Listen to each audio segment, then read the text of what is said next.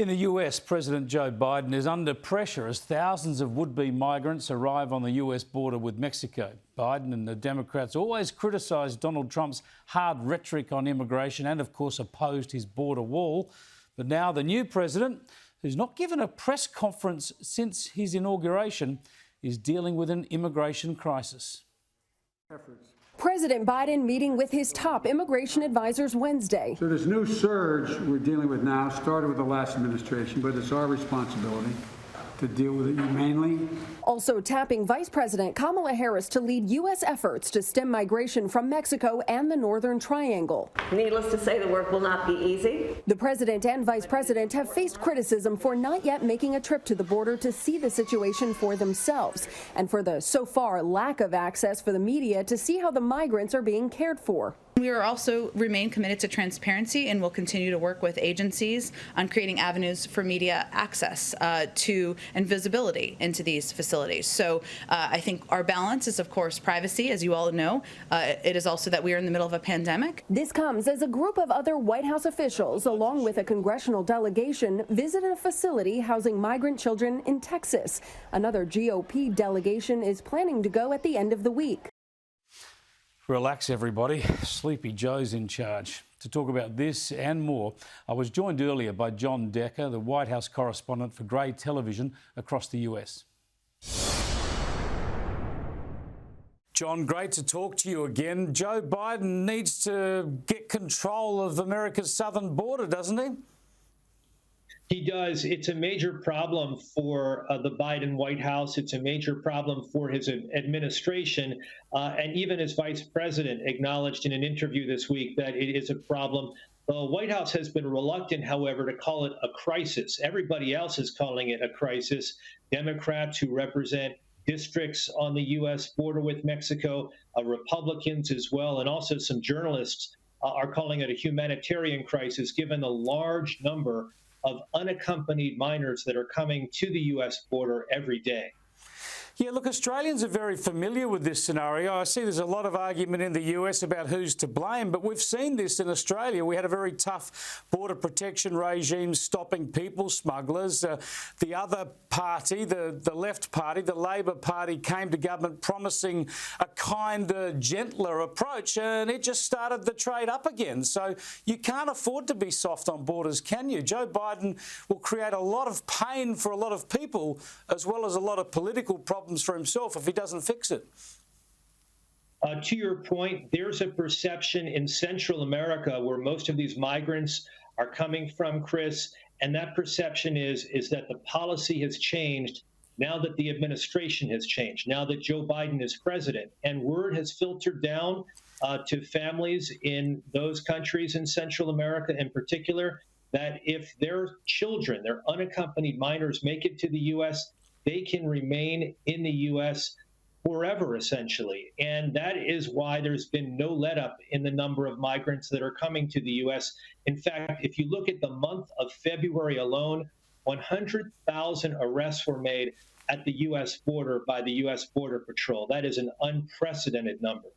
Any chance that Joe Biden would go back to Donald Trump's policy and complete that wall?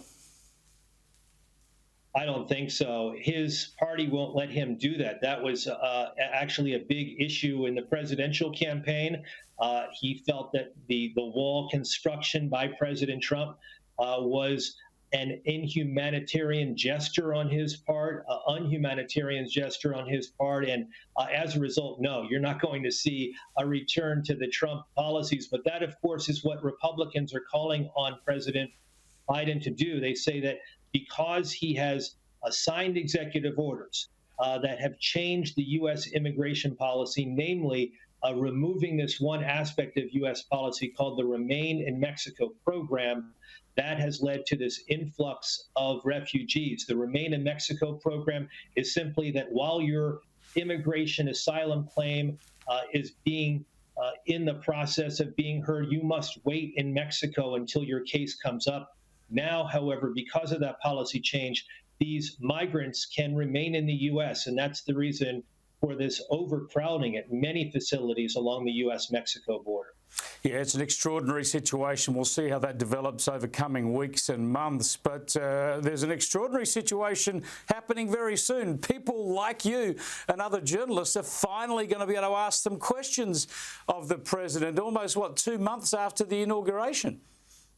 This is almost unprecedented, and certainly in terms of the presidents that I've covered, and I've covered every White House, every president going back to Bill Clinton's first term. And that is typically within the first week or two of their taking the oath of office to become president, the incoming president has a press conference, a formal press conference in the East Room at the White House.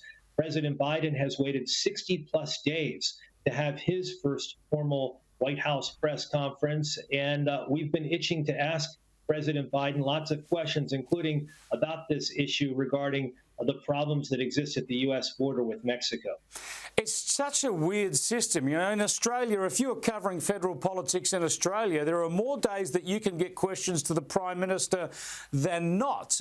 I know the American system is different. I know that American presidents do far fewer free-ranging press conferences, but, you know, waiting 60 days is extraordinary.